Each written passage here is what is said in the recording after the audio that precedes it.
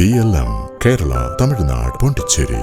രാഹുൽ മാങ്കൂട്ടത്തിനെതിരായ ആരോപണം. നടിയെ ആക്രമിച്ച കേസിലെ ശിക്ഷാവിധി മാധ്യമങ്ങളുടെ ശ്രദ്ധ മാറിയതോടെ സ്വർണ്ണക്കൊള്ള ആരോപണങ്ങളിൽ നിന്ന് ശ്വാസമെടുത്തിരിക്കുകയാണ് ഇപ്പോൾ CPM. ഭരണ തുടർച്ചയ്ക്കുള്ള ട്രയൽ റണ്ണാണ് തദ്ദേശ തെരഞ്ഞെടുപ്പിനെ LDF കണ്ടത്. ക്ഷേമ പെൻഷൻ വർദ്ധിപ്പിച്ചതടക്കമുള്ള പ്രഖ്യാപനങ്ങളുമായി കളത്തിലിറങ്ങിയ CPMന് ശുഭപ്രതീക്ഷയുണ്ടായിരുന്നു. എന്നാൽ ശബരിമല സ്വർണ്ണക്കൊള്ള വിവാദം പുറത്തുവന്നതും പിന്നീട് മുൻ ദേവസ്വം കമ്മീഷണറായ N. വാസു, CPM നേതാവും മുൻ MLAയുമായ A. പത്മകുമാർ അറസ്റ്റിലായതെല്ലാം തന്നെ CPMനെ പ്രതിരോധത്തിലാക്കി. ശബരിമല വിവാദങ്ങളിൽ CPMലേക്ക് നീളുന്ന അന്വേഷണ മുനയും പത്മകുമാറിന്റെ അടക്കം അറസ്റ്റും UDF ആയുധമാക്കുമ്പോൾ മറുഭാഗത്ത് ക്ഷേമ പെൻഷന്റെയും വികസന തുടർച്ചയുടെയും കവചം തീർത്തുകൊണ്ടാണ് ഇടതുമുന്നണിയുടെ ചെറുത്തുനിൽപ്പ് നടത്തിയതെങ്കിലും ഫലം കണ്ടെത്തുമില്ല. വിവാദങ്ങൾ മാധ്യമങ്ങൾ സജീവമായി നടത്തി. സർക്കാരിനെതിരെ ഭരണപ്പിഴവുകളും പാളിച്ചകളും അക്കമിട്ട് കുറ്റപത്രം തയ്യാറാക്കിയാണ് പ്രതിപക്ഷം പ്രചരണക്കളത്തിൽ ചുവടുറപ്പിക്കുന്നത്. ഘടകകക്ഷി നേതാക്കളെയെല്ലാം തന്നെ അണിനിരത്തിക്കൊണ്ട് LDF പ്രകടന പത്രിക പ്രഖ്യാപിച്ചതിന് പിന്നാലെ സമാന മാതൃകയിൽ ഘടകകക്ഷി നേതാക്കളുടെ എല്ലാം തന്നെ സാന്നിധ്യത്തിലായിരുന്നു UDF കുറ്റപത്രത്തിന്റെയും പ്രകാശനം. CPM പറയുന്ന വികസനം പൊള്ളയാണെന്ന് സ്ഥാപിക്കുന്നതിനൊപ്പം തന്നെ ചികിത്സാ പിഴവുകളും മരുന്ന് ക്ഷാമവും അടക്കം ജനകീയ വിഷയങ്ങളുടെ ആവനാഴിയുമായാണ് UDF കളം നിറഞ്ഞത്.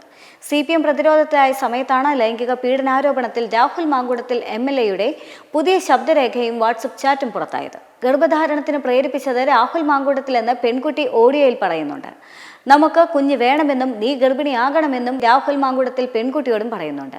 പിന്നീട് ഗർഭചിത്രത്തിന് രാഹുൽ മാങ്കൂട്ടത്തിൽ പെൺകുട്ടിയോട് ആവശ്യപ്പെടുന്നുമുണ്ട്. ശബ്ദ സന്ദേശമെല്ലാം തന്നെ പുറത്തു വന്നതോടെ കോൺഗ്രസ് അക്ഷരാർത്ഥത്തിൽ പ്രതിരോധത്തിലായി. രാഹുലിനെതിരായ വാർത്ത മാധ്യമങ്ങളിൽ നിറഞ്ഞതോടെ ആരോപണ ശരങ്ങൾ ഏറ്റിരുന്ന CPM താൽക്കാലികമായി രക്ഷപ്പെടുകയും ചെയ്തു. രാഹുൽ വിഷയം സംസ്ഥാന വ്യാപകമായി തന്നെ CPM പ്രചരണത്തിന് ഉപയോഗിക്കാനും തുടങ്ങി. പ്രതിപക്ഷ നേതാവ് എതിർത്തിട്ടും ഒരു വിഭാഗം നേതാക്കൾ രാഹുലിനെ സംരക്ഷിക്കുന്നതാണ് കോൺഗ്രസിലെ പ്രതിസന്ധിക്കുള്ള പ്രധാന കാരണം.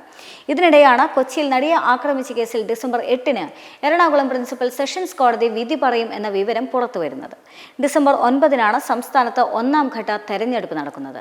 നെടുമ്പാശ്ശേരി പോലീസ് രജിസ്റ്റർ ചെയ്ത് ക്രൈംബ്രാഞ്ച് അന്വേഷണം പൂർത്തിയാക്കിയ കേസിൽ ആകെ 9 പ്രതികളാണുള്ളത്. പൾസർ സുനി 1ാം പ്രതിയും നടൻ ദിലീപ് 8ാം പ്രതിയുമാണ്. അനുബന്ധ കുറ്റപത്രം അനുസരിച്ച് ബലാത്സംഗ ഗൂഢാലോചന കേസിലാണ് ദിലീപിനെ പ്രതി ചേർത്തത്. കഴിഞ്ഞ വർഷം വിചാരണ നടപടികൾ പൂർത്തിയായി എങ്കിലും അന്തിമ നടപടികൾ 1 വർഷത്തിലധികം തന്നെ നീണ്ടുനിന്നു. വിധി പ്രസ്താവം മാധ്യമ ശ്രദ്ധ നേടുന്നുവെന്നതിനാൽ തന്നെ അക്കാര്യത്തിലും CPM ആശ്വാസത്തിലാണ്. എന്നാൽ അതേസമയം ദിലീപ് അനുകൂലമായാണ് വിധി വരുന്നതെങ്കിൽ അത് സർക്കാരിനെതിരെ പ്രതിഫലിക്കാനുള്ള ഇടയുണ്ട് എന്ന ആശങ്ക CPMലെ ചില നേതാക്കൾക്കെങ്കിലും ഉണ്ട്.